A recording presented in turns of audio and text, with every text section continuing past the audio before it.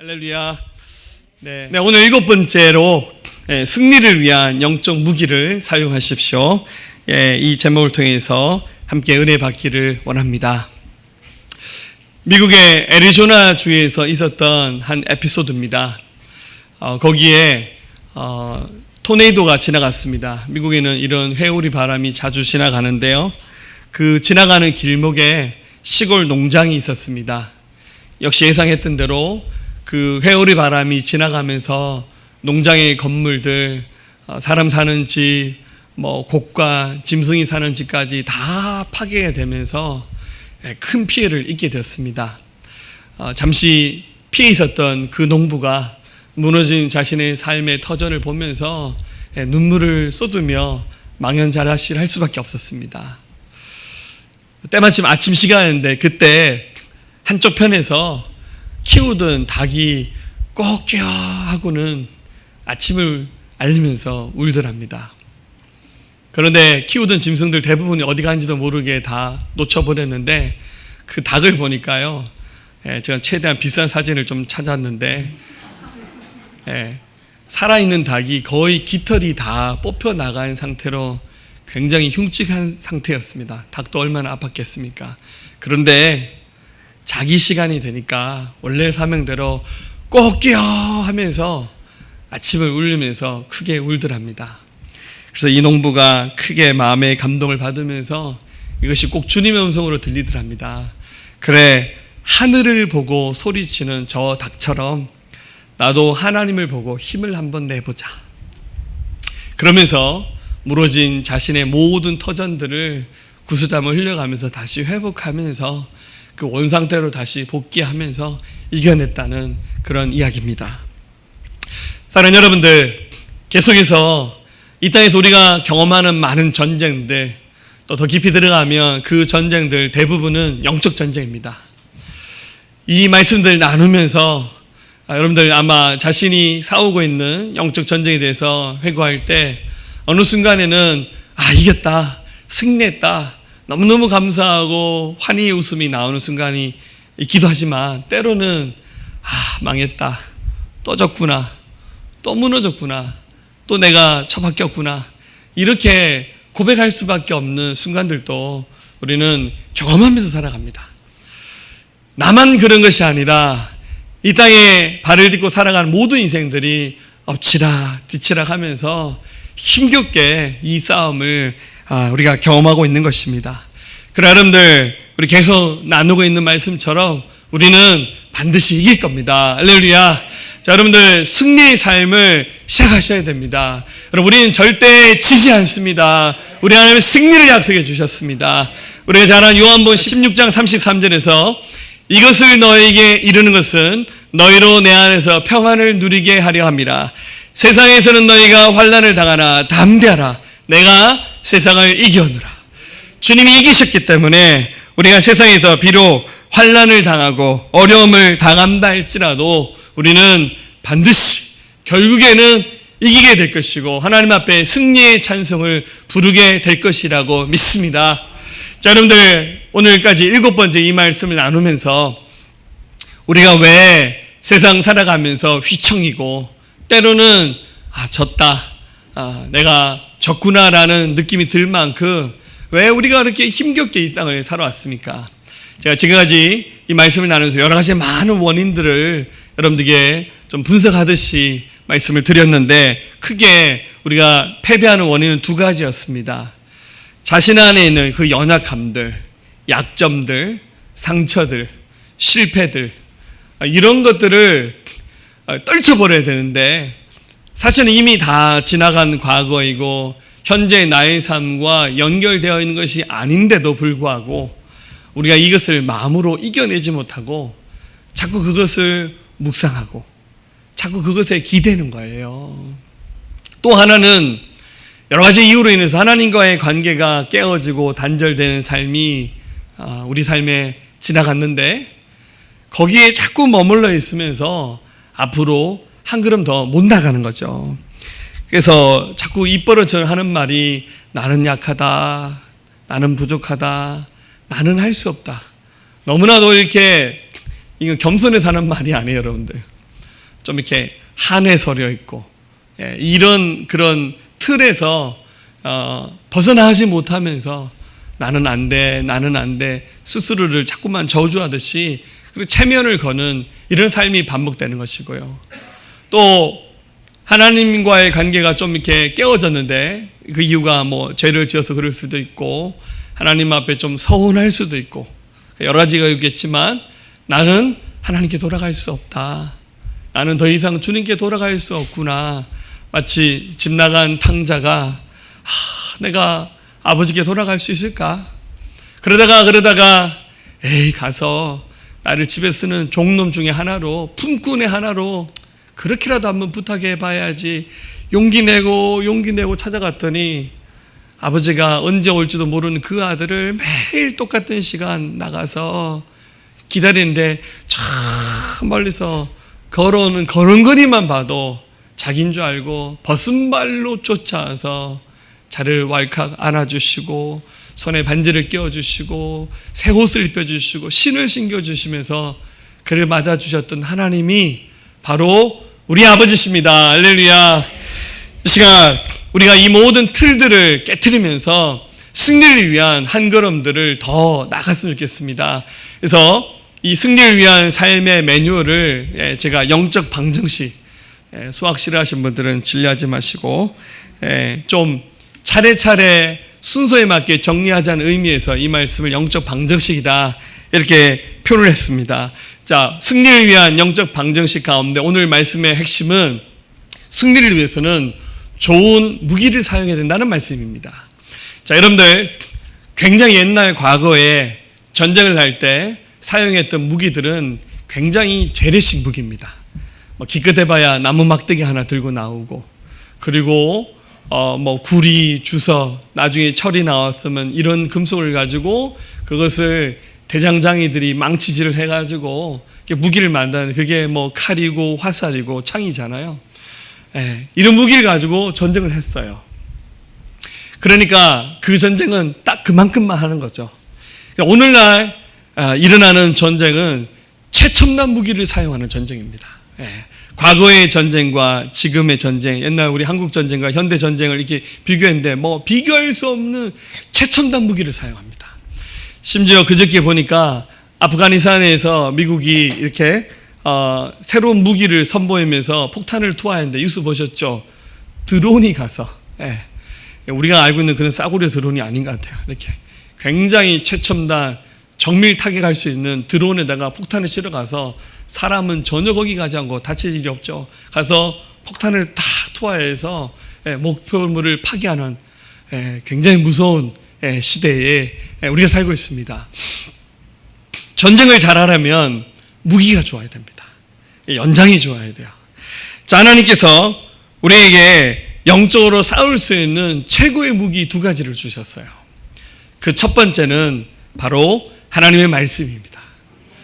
이 말씀은 백전백승할 수 있는 모든 전략과 전술과 지혜와 능력이 바로 이 하나님 말씀 안에 담겨져 있어요. 그리고 하나님 우리에게 주신 두 번째 강력한 무기는 바로 교회입니다. 믿음이 실제 삶의 현장에서 이루어지는 곳이 바로 교회입니다. 근데 이 교회는 혼자가 아니라 우리 모두가 서로 연결되어서 한 몸을 이루기 때문에 교회는 우리 인간에게 주신 강력한 영적 무기라는 겁니다. 말씀은 여러 군데에서 그 말씀을 주시고 있는데요. 로마서 10장 17절에 그러므로 믿음은 들음에서 나며 들음은 그리스도의 말씀으로 말미암다고. 믿음은 하나님의 말씀으로 말미암아 생겨난다라고 성경 그렇게 선언하고 있습니다. 교회에 대해서 말씀하시기를 에베소서 1장 23절 교회는 그의 몸이니 만물 안에서 만물을 충만하게 하신 이에 충만합니다고. 여러분 우리가 사는 세상이 많이 굉장히 부족하고 빈 부분이 많은데 이 충만하신 하나님의 그 충만함이 완성되는 곳이 바로 하나님의 교회라는 거예요. 물론 100% 완벽하진 않아요. 그 완벽한 것은 주님 나라에 들어갈 때 경험하게 되겠지만 세상 그 어디에도 비교할 수 없는 충만하신 하나님의 그 충만함이 역사하는 곳이 바로 하나님의 교회라는 거예요. 우리 두 가지 강력한 무기인 하나님의 말씀, 하나님의 교회를 통하여 우리 이제 이 영적 전쟁의 현장에서 이 두 가지를 강력한 무기로 여러분들 사용하시기를 주의 이름으로 축원합니다. 자, 여러분들 이 무기를 사용하시려면 쓰는 방법을 배우셔야 됩니다. 여러분들 예를 들어 총을 한 자루 주면 여러분들 총 사용법을 알아야 쓰지 않겠어요? 활을 주면 활을 쏘는 방법을 알아야 그 무기를 사용할 수 있고, 여러분들 뭐 세상에서 제일 뛰어난 최첨단 전투기를 한 대 준다고 칩시다. 아마 여기 있는 분들 다 팔아도 사지 못할 만큼 굉장히 비싸겠죠? 최첨단 그런 전투기를 한 대 준다 할지라도 쓸 줄 모르면 그것은 여러분들 고철 덩어리에 불과한 겁니다.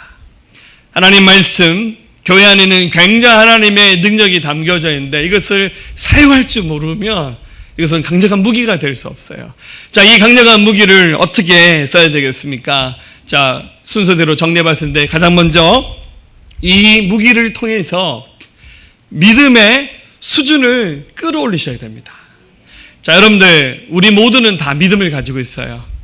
예수님을 믿는 믿음으로 신앙생활 첫걸음을 시작하면서 여기 우리가 서 있잖아요.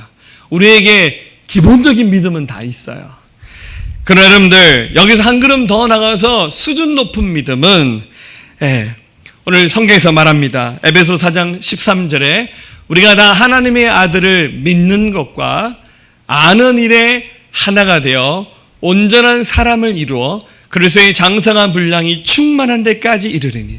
자, 우리가 하나님의 아들을 아는 것에 대해서는 여러분들 신앙생활 어느 정도 오래만 하시면 다 알아요. 가끔씩 저는 고민해요.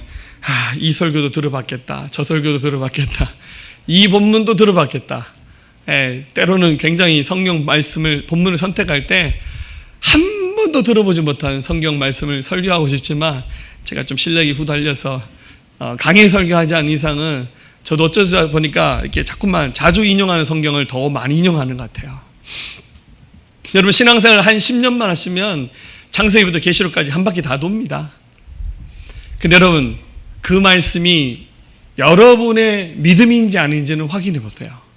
하나님에 대해서 아는 것이 그것이 어느 순간 나의 믿음이 되어야 되고 그 믿음이 필요한 삶의 현장에서 영적 전쟁을 하는 순간 자기 것이 되어야 돼요. 그래야 이것이 강력한 무기가 되어서 우리의 믿음의 수준을 끌어올릴 수 있습니다. 여러분 제가 우리 교회 온 성도들을 가운데 1등 하고 싶은 것이 있어요. 설마 제가 1등으로 부자 되고 싶진 않겠죠? 1등 부자는 여러분들이 하세요. 다른 건 모르지만 믿음의 하나만큼은 제가 우리 교회 온 성도들을 다 모아서 제가 1등 하고 싶어요. 할렐루야. 사실 원래 보면 그게 당연한 말이죠. 지도자가 믿음이 제일 좋아야 되는데 또 세상에서 살다 보니 찢기고 상해서 또 그렇지 않은 경우도 있는 것 같아요. 제가 모든 일에 모든 환경과 모든 순간에 우리 온 성도들 보기에 역시 우리 목사님은 믿음을 선택해서 믿음의 길을 가는 거구나. 그거 보여드리고 싶어요. 사랑하는 여러분들, 큰 믿음은 아는 것과 믿은 것이 일치하는 순간에 완성이 됩니다. 그것이 실제 나의 삶에 드러날 때 이것이 강력한 무기가 되는 겁니다. 누가복음 5장에 예수를 만난 베드로 이야기가 나옵니다.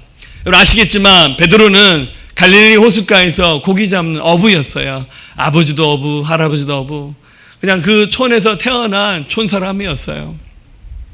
그런데 어느 날 예수님이 그 베드로가 있었던 그 동네 갈릴리 호숫가에 하필이면 베드로가 그날 밤새 그물질하면서 고기를 잡으려 했는데 한 마리도 못 잡고 빈배로 돌아오는 그 시간에 베드로를 찾아오셨어요. 그러니까 주님은 굉장히 의도적으로 찾아오셨죠. 왜냐하면 이 베드로를 당신의 제자로 삼고 싶으셨어요. 베드로는 그거 전혀 모르고 있었죠. 예수님이 그 베드로의 빈배에 올라타시면서 이렇게 말합니다. 5장 4절에 말씀을 마치고 시몬에게 이르시되 깊은 데로 가서 그물을 내려 고기를 잡으라. 자, 베드로는 평생 이 바닷가에서 이 호숫가에서 고기 잡았던 어부입니다. 어느 때 물때를 알고 장소도 알고 바람도 알고 기술도 있어요. 예수님과는 비교가 안 되는 전문가 어부였습니다. 예수님은 제 생각에는 그물질 해본 적도 없고 갈릴리 호수도 잘 모르는 분이에요. 그런데 예수님이 베드로야 깊은 데 가서 그물 한번 던져볼래? 라는 말은 어쩌면 굉장히 매너 없는 말이고 쏘리한 말이에요. 예수님 뭐 하신다고 주제넘게 그런 얘기 하시냐? 충분히 반박할 수 있어요. 똑같잖아요. 제가 잘 모르는 영역에 대해서 우리 교회 집사님 안목의 분들에게 사업하신 분들에게 집사님 그 종목 좀 바꿔서 이거 한번 해봐 하면 속으로 목사님 뭐 하신다고 그런 얘기를 하십니까? 하셔도 돼요. 예. 그러지 않겠어요? 제가 부엌 살림에 대해서는 굉장히 아주 문외한입니다. 냉장고에 있는 재료들을 잔뜩 쳐다봐도 뭘 해야 될지 전혀 감이 안 잡혀요. 그런 제가 우리 주부 구단인 집사님 권사님 계신 데 가서 소금을 좀 더 넣으시고 양념 이게 뭐예요? 무슨 칼질은 이렇게 하셨어요. 제가 백종원 씨처럼 이렇게 잔소리를 하면 시험에 들죠. 목사님 뭘 하신다고. 똑같아요. 예수님이 뭘 하시겠어요? 이 고기 잡는 일에 대해서.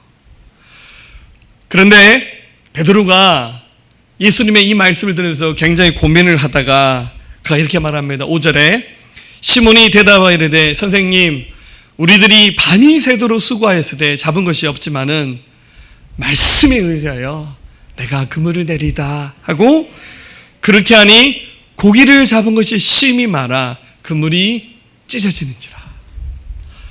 한 마리도 못 잡았는데 그날 밤에 그물이 찢어질 만큼의 많은 고기를 잡았어요. 이 그물을 잡아당겨 올리면서 이 베드로의 머릿속에 굉장히 많은 생각이 지나갔죠.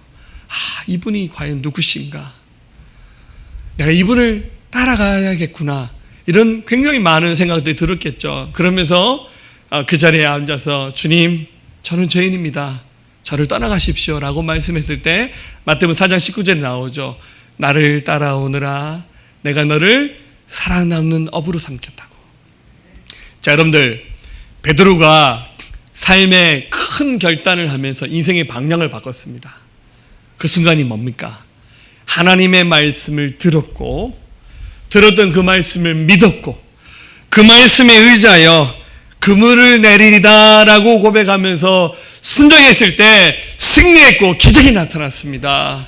사랑하는 여러분들, 하나님 말씀 많이 아는 것만을 자랑하지 마세요. 여러분 알고 있는 그 말씀이 자신에게 믿어지는 말씀이 되고 자신의 삶을 통해서 순종하는 말씀이 될 때 기적이 납니다. 여러분들 마귀는 우리가 하나님 말씀 많이 알고 있는 것만을 가지고 쫄지 않아요. 그 말씀에 순종하고 그 말씀대로 살아낼 때 이 사람 가진 믿음 진짜구나 하고는 마귀는 도망가는 겁니다. 할렐루야. 현재 알고 있는 말씀을 믿음의 행동으로 실천하지 않으면 기적이 일어나지 않는다는 사실을 기억하시면서 아는 것과 믿는 것의 일치를 통해서 믿음의 수준을 끌어올리시기를 주의 이름으로 축원합니다. 두 번째입니다. 여러분 믿음으로 나가는 삶의 방해물들을 제거하셔야 됩니다. 자, 여러분들 믿음을 안겨주는 통로는 말씀과 교회입니다. 자, 그런데 사단은 수단과 방법을 가리지 않고 말씀 앞에 서지 못하게 하고 교회 공동체 안에 들어오지 못하게 만듭니다. 자, 말씀의 홍수의 시대에 살 만큼 얼마나 우리가 하나님의 말씀을 가까이 할 수 있습니까? 이렇게 유튜브만 열어도 영상 많이 나오잖아요. 우리 유튜브에 새생명교회 검색하셔서 구독과 좋아요를 눌러주세요. 네, 쓸데없는 여러분들 그 카드라 검증 안 된 유튜브에 나오는 그런 영상들 많이 보지 마시고요. 우리 여러분들 성경만 그 핸드폰만 열어도 성경 앱이 깔려 있잖아요. 기가 막혀요. 공짜예요, 공짜. 이 성경을 얼마든지 읽을 수 있고 말씀 본문도 튀어나오고요. 저도 어떤 때는 성경 잘 안 들고 그냥 핸드폰이나 이렇게 패드 들고 와서 그냥 탁, 사실은 반칙이지만 얼마나 이렇게 가까이 할 수 있는 좋은 기회들이 있습니까? 그런데 아이러니하게도 너무너무 하나님 말씀을 가까이 하지 않아요. 하나님 말씀 듣는 일에 열심히 없어요. 그리고 교회 공동체를 굉장히 우습게 생각합니다. 굉장히 쉽게 생각합니다. 여러분, 절대 교회를 이기려고 하시면 안 됩니다. 여러분들, 우리는 오류가 나는 삶을 많이 반복합니다. 그러나 여러분들, 하나님의 말씀은 항상 진리예요. 그래서 말합니다. 14절에 이는 우리가 이제부터 어린아이가 되지 아니하고 사람의 속임수와 간사한 유혹에 빠져 온갖 교훈의 풍조에 밀려 요동하지 않게 하려 합니다. 여러분, 어린아이의 장점도 있지만 단점도 있어요. 여러분, 아이들은 굉장히 순수하잖아요. 아이들은 굉장히 깨끗합니다. 아이들은 머리 쓰면서 나쁜 짓 하지 않아요. 그러나 반대로 아이들은 분별력이 떨어지고 현명한 판단을 못 내려요. 그래서 아이들은 굉장히 작은 것에도 울어버리고 자꾸만 넘어져요. 그것을 오늘 성경 14절은 그렇게 비유했는데 여기 세 가지가 나왔잖아요. 아이 일에 속해서 우리를 시험에 들게 만드는 것들이 세 가지가 있는데, 첫 번째는 사람의 속임수. 마귀는 사람의 입을 통해서 우리를 속입니다. 두 번째, 간사한 유혹들. 우리를 시험에 들게 만든 것들이 굉장히 많고요. 세 번째는 세상의 잘못된 그 교훈이 만들어낸 트렌드들, 풍조들이 많아요. 그래서 세상 사람들 살아가는 얘기만 듣기만 해도, 매스컴을 통해서 이렇게 뭐 보기만 해도 믿음 생활 잘하다 갑자기 나는 허술한 나벼, 저 예수님 안 믿고도 저리 잘 사는데 나는 맨날 지지리 궁상, 이런 식으로 멘탈의 붕괴가 오는 거예요. 여러분, 그렇지 않습니다. 말씀 안에, 진리 안에 하나님의 교회 공동체가 걸어간 이 길에 함께 가다 보면 주께서 반드시 승리하게 하십니다. 할렐루야. 물론 여러분들, 믿음이 좋을 수도 있고 믿음의 수준이 아직은 어린아이 수준일 수도 있어요. 여러분들, 학교로 친다면 1등만 학교 졸업하는 게 아니라 꼴찌도 학교 졸업합니다. 할렐루야. 여러분들, 믿음의 교회 공동체 안에 모든 사람이 다 믿음의 정상에 서 있고 늘 그렇게 살아가는 것이 아니라 때로는 정말 바닥을 치는 신앙생활 할 수도 있어요. 그러나 교회 공동체 안에 머물러 있으면 반드시 우리 주님이 승리하게 하신 줄로 믿습니다. 우리에게 주신 강력한 무기가 바로 말씀인데, 다윗도 골리앗과 싸울 때, 여러분, 골리앗은 큰 칼을 들고 나왔고 갑옷을 입고 육척 장신에 누구도 근접할 수 없는 거인이었잖아요. 그런데 소년이었던 다윗은 아직 키가 덜 자라서 키도 작고 몸도 왜소하고, 그 골리앗과 싸우러 나갈 때 사울왕이 걱정이 돼서, 야, 안 되겠다, 너 내 갑옷이라도 입고 가라면서 왕의 갑옷을 벗어주는 거예요. 쪽팔리게 본인이 나가서 싸우진 않고 그 어린아이가 나가서 싸우는데 자기 갑옷을 입혀주는데 너무 커서 안 되는 거예요. 그래서 다윗이 저 안 입고 나가랍니다. 뭐 칼을 제대로 달아본 적이 없겠죠. 저 칼도 필요 없어요. 제가 평상시에 쓴 물맷돌 있다고 돌멩이 몇 개 들고 나가는 거예요. 그 골리앗이 그 다윗을 보고는 막 웃습니다. 나를 조롱한 것도 아니고 어린애를 보내서 장난치냐고 막 그럽니다. 그리고 하나님을 모욕하는 말들은 막 쏟아내는데 다윗이 뭐라 말합니까? 사무엘상 17장 45절에 다윗이 블레셋 사람에게 이르되 너는 칼과 창과 단창으로 내게 나아오거니와 나는 만군의 여호와의 이름 곧 네가 모욕하는 이스라엘 군대의 하나님의 이름으로 내게 나아간다고. 그러면서 그 물맷돌을 던졌는데 이 골리앗이 너무 쉽게 봤던지 뭐 잘 피하지도 않았어요. 이 물맷돌이 정확히 날아가서 골리앗의 이마에 탁 박혀버립니다. 그 육척 장신의 골리앗이 푹 쓰러져서 그 자리에서 죽고 맙니다.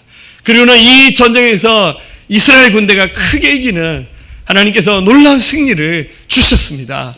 여러분들, 믿음으로 나아가는 일에 방해물이 되는 것들, 여러분들 앞서 말씀드렸듯이 자꾸만 여러분들의 그 연약함에 기대는 것들, 그거 자꾸 묵상하는 거예요. 생각합니다. 그러지 마세요. 여러분들 하나님 말씀 묵상하셔야 돼요. 이 연약함들과 싸워 이기시면서 방해물들을 깨트시기를 주의 이름으로 축원합니다. 세 번째입니다. 여러분들, 말씀과 교회 공동체를 통해서 우리가 계속 자라나야 됩니다. 성장해야 됩니다.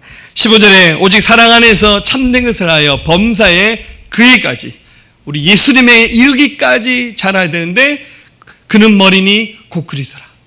여러분들 신앙생활을 거듭하면 거듭할수록 계속 자라나셔야 돼요. 저도 목회하면서 제일 뿌듯한 순간이 언제냐면 성도들이 이렇게 믿음이 자라는 거 보면 제일 뿌듯해요. 특히 이제 완전히 안 믿던 분이 전도받아서 이렇게 예수님 잘 믿는 거 보면 내가 밥값하는가 보다. 굉장히 뿌듯하고 감사해요.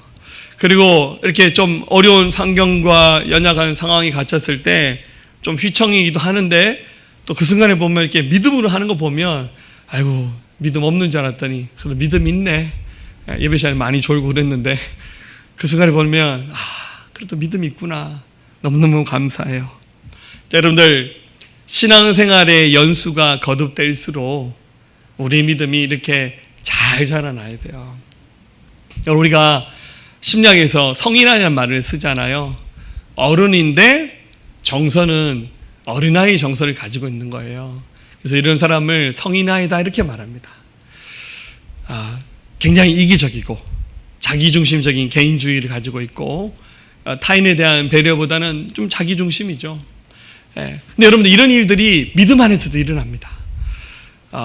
교회 직분도 있고 신앙의 연수도 있지만 이렇게 같이 살아보고 말해보면 표시가 다 나잖아요. 보면 이분은 아직 믿음이 어린아이 믿음을 가지고 있구나. 여러분 이것은 단순히 성경을 많이 알고 적게 알고 차원의 문제는 아닌 것 같아요. 교회에서 뭐 봉사를 많이 하냐 이것도 아니에요. 그 본질을 들여다보면 아직 어린아이 수준에 있는 거예요. 여러분들 대체로 보면 어떻게 행동하냐면 99가지 은혜 받은 것은 다 까먹고요. 한 가지 상처받은 거 가지고 막 하나님이 얼마나 많은 응답 은혜를 주셨어요. 근데 응답 안 된 하나만 있으면 신앙생활이 뭐냐고, 교회가 이게 뭐냐고, 목사님 그러실 수 있어. 제가 자주 그럽니다. 많은 그런 어려움들에 이게 꽂혀서 살아가는 거죠. 여러분 믿음의 수준을 끌어올리십시오. 영적으로 성장하는 일에 열심히 내셔야 돼요. 여러분들 말씀을 듣는 자리에 있으면 길을 쓰고 찾아가세요. 배우십시오. 여러분들 제발 미디어 좀 줄입시다. 텔레비전 보는 거, 인터넷 하는 거, 게임하는 거. 생각보다 게임을 많이 한다고 하는데 여러분 핸드폰에서 그런 게임 다 지우세요. 할렐루야. 할렐루야. 쓸데없는 어플 다 삭제하세요. 여러분들 생활에 도움이 안 되는 것들. 필요한 거 외에는 다 지우세요. 여러분들 집중력 있게 나가는 일에 더 여러분들 한 걸음씩 나가셔야 되지 않겠어요? 베드로전서 2장 1절은 말합니다. 그러므로 모든 악독과 모든 기만과 외식과 시기와 모든 비방한 말을 버리고 갓난 아기들 같이 순전하고 신령한 젖을 사모하라. 이는 그로 말미암아 너희로 구원에 이르도록 자라게 하려 함이라. 너희가 주의 인자하심을 맛보았으면 그리하라. 말씀과 교회 공동체를 통해서 계속 영적으로 자라나는 일들을 사모하십시오. 여러분들 시시때때로 저희 교회 성경 공부도 있고요. 그리고 이번 10월 달에 다시 한번 N스쿨이 열립니다. 우리 훈련 받으신 분들 많이 등록하세요. 아직 공식 광고는 9월 달부터 시작할 건데 오세요. 이번에 요한계시록 성경 공부를 12주 동안 했거든요. 요즘 거의 6주 했는데 이번에 좀 길게 12주 했어요. 하다 보니까 중간에 여름 휴가도 있고 어려운 시기를 거쳤고 이번에 성경 공부는 계시록 1장 1절부터 22장 마지막 절까지 한 절 한 절 다 다루는 식의 성경 공부를 했습니다. 굉장히 특별한 경험이었고요. 성경 공부하면서 저도 굉장히 좋았습니다. 그래서 요한계시록을 또 다음에 한번 더 열어서 여러분께 말씀을 들을 수 있는 기회를 제공하고 싶어요. 근데 말씀을 먹을 때마다 이렇게 막 믿음이 자라나는 것 같고요. 굉장히 용기가 생겨나고 어떤 싸움과 또 부딪혀도 다 이길 것 같은 용기 충전한 그런 일들이 일어납니다. 자, 여러분들 믿음이 자라나는 은혜가 있기를 주의 이름으로 축원합니다. 마지막 네 번째입니다. 여러분들 건강한 몸이 교회와 연결되어 있어야 됩니다. 여러분 예수님은 우리에게 당신의 몸인 교회를 우리에게 선물로 주셨어요. 그래서 이 믿음의 원동력은 교회 공동체 안에서 우리가 한 몸을 이루고 있어야 됩니다. 근데 성경이 이렇게 표현합니다. 16절에 그에게서 온몸이 각 마디를 통하여 도움을 받음으로 연결되고 결합되어 각 지체의 분량대로 역사하여 그 몸을 자라게 하며 사랑 안에서 스스로 세우느라. 자, 우리의 이 몸을 교회라고 비유하셨는데, 우리 몸 안에 특별히 뼈를 가지고 예를 든다면, 우리 몸 안에 뼈가 여럿이 있잖아요. 예. 근데 여러분들, 그 뼈는 다 연결되어 있습니다. 그 연결하는 고리가 바로 마디입니다. 관절이죠. 그래서 여러분들, 그 관절뼈는 굉장히 말랑말랑해요. 물렁뼈예요. 그래서 이 손가락 같은 작은 뼈들은 작은 마디로 연결되어 있고, 사람의 중심은 척추잖아요. 척추 한마디 한마디에는 굉장히 큰 관절들이 이렇게 연결되어 있어요. 근데 이제 우리가 관리를 잘못하면 그 관절이 이게 문제가 생기면 허리 디스크도 오고 막 그렇잖아요. 그런데 제가 지난주에 어떤 신문에 나오는 기사를 봤는데, 우리나라에서 최고의 권위자에 해당하는 그 정형외과 의사가 하는 말이 척추나 뼈마디에 이상이 생기면 수술하지 말라는 거예요. 이게 뭔 말인가 봤는데, 자기가 의사로서 양심적으로 말하는데 너무 영리 목적을 위해서 새로운 수술 방법 개발해서 이렇게 환자에게 권하는데, 수술해서 사람의 뼈가 다 낫지 않는다는 거예요. 오히려 가만히 놔두면 우리 관절의 문제의 80% 이상은 다 저절로 해결된다는 거예요. 자, 여러분들, 관절에 문제가 생기면 수술하지 마이소. 할렐루야. 저한테 찾아오세요. 근데 교회는 이렇게 마디마디가 붙어서 한 몸을 이루고 있는 거예요. 우리 몸의 모든 뼈는 완벽하게 다 연결되어 있어요. 그래서 우리 각자가 마디 역할을 하면서 서로를 잡아주는 거예요. 그 위로부터 공급되는 생명의 에너지들을 아래로 흘려보내면서 우리 교회 공동체가 튼튼해지고, 또 이것을 통해서 영적 전쟁에서 이길 수 있는 승리의 밑거름이 됩니다. 요즘에는 사진을 찍으면 이렇게 인화하는 문화가 아니잖아요. 저도 이렇게 사진 인화 해본 지 오래된 것 같아요. 그래서 가끔씩 우리 아이들 사진 찍어놓은 옛날 사진들을 이렇게 한 번씩 정리를 하는데, 저희 가족 밴드가 있거든요. 우리 가족만 쓰는 밴드. 그래서 이렇게 어디 가서 사진 찍으면 가족 밴드에 사진 올려놔요. 좀 시간이 지나니까 옛날 사진도 있고, 또 우리 애들이 진짜 옛날에 찍었던 사진을 찾아서 이렇게 한 번씩 올려요. 우리 아이들 1살 때, 2살 때. 너무너무 신기한 게요, 정말 태어날 때 요만했거든요. 그렇지 않나요? 우리 보니까 시온이가 좀 빨리 태어나서 세상 보고 싶어서 요만했는데, 최근 사진 보니까 많이 컸더라고요. 곧 태어나죠. 할렐루야. 여러분들 태어날 때 다 요만했어요. 그죠? 3kg 전후잖아요. 근데 이제 어느 날 가니까 0.1톤도 되는 겁니다. 할렐루야. 자라나잖아요. 이 자라나는 그 원동력이 우리 믿음의 공동체인 교회 안에서 서로 연결되어서 서로 영향을 주고받는 것입니다. 그 방법은 수단과 방법을 가리지 않고 붙어 있는 겁니다. 절대 떠나면 안 됩니다, 여러분들. 붙어 있다 보면 더딘 것 같기도 하고, 때로는 너무너무 이렇게 신앙생활이 질이 멸렬할 때도 있어요, 솔직히. 그렇지만 어느 순간에 보면 키가 자라있고 튼튼해졌듯이 내 믿음도 자라는 겁니다. 물론 좀 속도 있게 여러분들 자라나시기를 축복합니다. 요한복음 15장은 이렇게 말합니다. 나는 포도나무요, 너희는 가지라. 그가 내 안에, 내가 그 안에 거하면 사람이 열매를 많이 맺나니 나를 떠나서는 너희가 아무것도 할 수 없습니다. 사람이 내 안에 거하지 아니하면 가지처럼 밖에 버려져 마르나니 사람들이 그것을 모아다가 불에 던져 사르니라. 너희가 내 안에 거하고 내 말이 너희 안에 거하면 무엇이든지 원하는 대로 구하라. 그리하면 이루리라. 주님 안에 거한다는 말은 말씀 안에 거하는 것이고, 그 말씀이 이루어지고 있는 교회의 공동체에 연결되어 있다라는 뜻입니다. 여러분들, 교회 공동체에 함께 조인되어서 여러분들 주님 오시는 그날까지 예수님의 교회를 함께 세워나가시기를 축복합니다. 여러분들, 때로는 교회 공동체가 부족한 점도 있어요.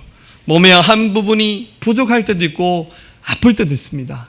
그 순간 외면하지 않고 어떻게 합니까? 여러분들, 우리 몸에 작은 거 하나가 다쳐도요, 어떻게 됩니까? 우리 몸에 온 신경이 여기 가요. 이게 손가락 하나만 비워도, 사실 여기 손가락 비웠으니까 반대 손은 아무 상관이 없는 거잖아요. 근데 손가락 하나만 다쳐도 온 몸의 신경 여기 집중되면서요, 하나님 우리 몸을 굉장히 아름답게 창조하셔요. 우리 몸의 방어 시스템이 작동하면서 여기다가 뭐 백혈구, 적혈구를 보내면서 피부를 재생하고 피를 멈추게 하고, 그리고 통증을 덜 느끼게 만들고 딱지가 생겨나면서, 그러면서 어느 날 보면 안 아파요. 어느 날 건강해졌어요. 그러면서 이 믿음의 승리의 길을 걸어가는 겁니다. 말씀 마치겠습니다. 유명한 성자로 불려진 어거스틴의 이야기입니다. 어거스틴도 늦게 예수님 믿고 신앙생활을 했는데, 늘 승리의 삶만 살았냐면 어거스틴도 굉장히 많은 영적 전쟁을 했던 것 같아요. 그가 쓴 글에 이렇게 표현합니다. 마귀가 때때로 나에게 찾아와 주는 시험을 나는 환영한다. 이 시험으로 인해 나는 나의 믿음을 확인할 수 있다. 그러나 그렇다고 이 마귀와 직접 마주치고 싶진 않다. 아무리 훌륭한 사람도 이 마귀를 다 이길 수는 없다. 나는 다만 마귀들이 나의 마음에 찾아올 때마다 내 안에 계신 예수 그리스도를 소개한다. 그러면 그럴 때마다 예수님이 이렇게 말씀하신다. 마귀야, 네가 싸울 상대는 어거스틴이 아니라 바로 나 예수 그리스도다. 그러면서 승리를 경험했다는 겁니다. 유명한 종교개혁자 독일의 루터도 이렇게 말했습니다. 매일 자라나는 수염을 깎아야 하듯이 우리의 마음도 매일 다듬지 않으면 안 된다. 한번 청소를 했다고 언제나 방안이 깨끗한 것이 아니듯이 우리의 마음도 한번 반성하고 좋은 뜻을 가졌다고 그것이 늘 내 마음에 있는 것은 아니다. 결국 신앙도 마찬가지여서 어제 드린 믿음의 고백을 오늘 다시 새롭게 하지 않으면 그 어떤 믿음과 결심도 곧 우리의 마음을 떠나고 만다. 그렇게 마틴 루터가 고백했습니다.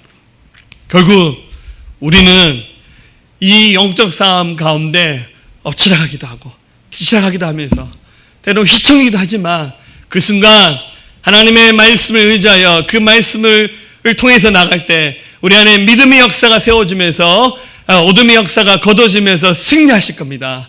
또한 교회 공동체가 한 몸이 되어서 함께 연결되어서 이 믿음의 길을 갈 때 우리 사랑하는 새생명교회 모든 믿음의 성도들이 다 승리하시면서 우리 하나님 앞에 승리의 찬송을 불러 올려드릴 수 있기를 진실로 주님의 이름으로 축원합니다. 승리를 주실 주님 찬양합니다. 더 이상 약함에 기대지 않고 하나님과 앞에서 실패했던 우리의 경험 앞에 하나님 좌절하지 않고 믿음으로 한 걸음씩 나아가면서 우리 믿음의 수준을 끌어올리고 우리 믿음이 자라나며 모든 방해물들을 깨트리며 하나님 건강한 교회에 연결되어서 큰 승리를 경험하는 믿음의 사람들 되게 도와주시옵소서. 우리에게 주신 이 권세를 아름답게 사용함으로 하나님의 뜻을 이루어가는 교회 공동체 되게 도와주시옵소서. 이제는 우리 주 예수 그리스도의 은혜와 하나님 아버지의 무한하시고 극진하신 사랑하심과 성령님의 내주하시고 교통하시고 함께하심이 승리의 찬송을 올려드리는 사랑하는 성도들의 모든 심령 가운데 이들의 가정과 일터와 학교와 나라와 민족과 모든 열방과 이 새생명교회에 지금부터 영원토록 함께 하옵시기를 간절히 축원하옵나이다. 아멘.